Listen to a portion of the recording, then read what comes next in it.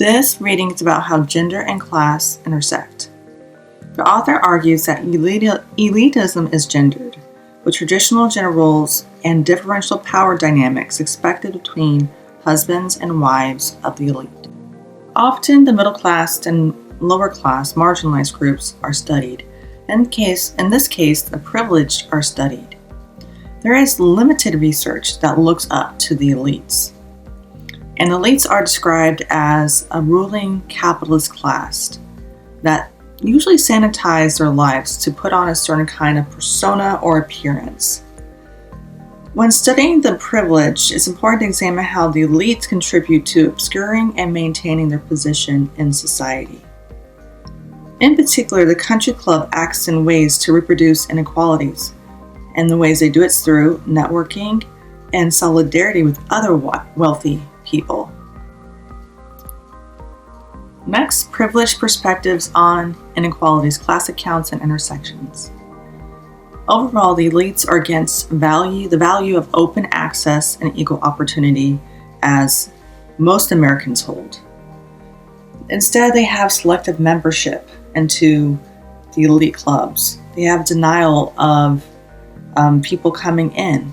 And you have to have the ability to afford, the ability to network and live in these communities. There's old leaderships that uphold the same practices throughout generations. And club members use these and other discursive tools to deproblematize country clubs' policies and their own membership. They excuse it away.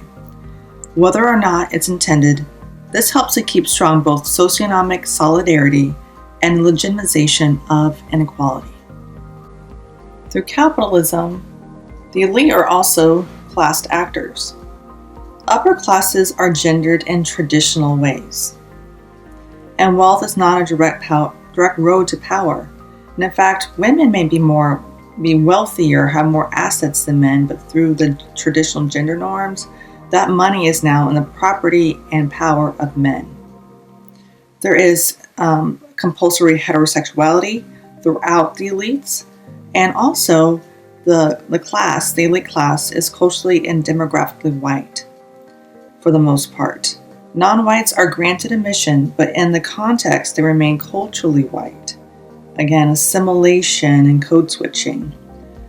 They're assimilated enough so that they do not disturb the comfort zone that dominates members' conception of who does and who does not belong. So you can think of example of the Fresh Prince with Carlton. He put on the elite performance, and he can, for the most part, play into whiteness for the most part. So what happens when non-whites enter or accepted into these elite clubs? First, they're not accepted as often as one may think. And there's a justification for the homogeneity within these clubs. The first rationale is affordability. That simply, if you can afford to be here, live here, you can join a club.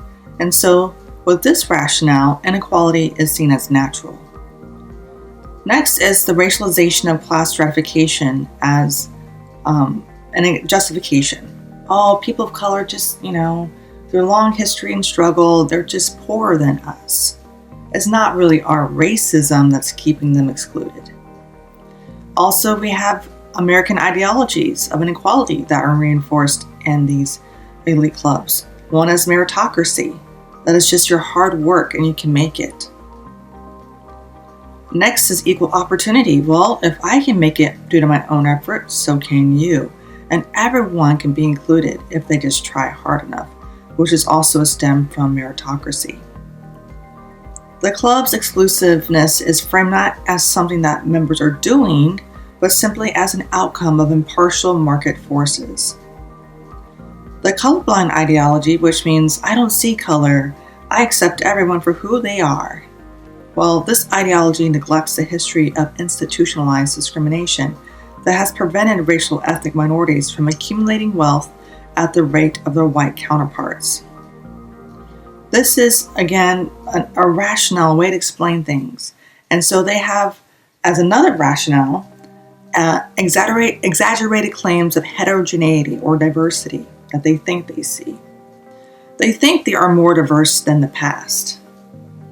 They also like to compare themselves to other clubs that are less diverse. But again, they think anything over 2% being non-white is diverse. But most importantly, when they do include non-whites, there are people of color that are usually wealthy. They have met some kind of quota by meeting the demand of at least meeting up to capital standards of wealth. The finger pointing represents a strategy to improve the image of one's own club, given the new cultural value placed on diversity. So again, this is not an inherent desire or change of heart. They see this as something that they can advertise and become a product they can sell. The cultural conformity, assimilation, required for country club members points to the shallowness of the diversity that is currently valued. The dominant diversity discourse ignores racism and distracts attention from power differences and inequalities that remain to exclude most Americans from the good life. So what does gender look like in the elite clubs? Men have a higher status compared to women overall. And gender inequality is ignored by men and women. They focus on how marriage and money are tied. And this is how. First, most marriages are heterosexual with procreative marriages, meaning they have kids and pass on their money from generation to generation. Women are assumed to have the most domestic duties, take care of the home and the children. And clubs are viewed as family places. Bring your family, let's network, let's socialize, let's do our thing. But again, the golfing part is when most men are on the green, not the women. And the status of stay-at-home wife is not disparaged. It's something to, identify with in a proud way. Country club wives with jobs are still much like their homemaker counterparts and are, in this criterion, further from gender equality than wives and most dual earner marriages. So even when women in the elite statuses are working, it looks different than other classes. The author describes gender counts and intersections with more detail here. First is feminine civility. This is emphasized femininity, where women perform as lady with manners. And discrimination is only a workplace issue.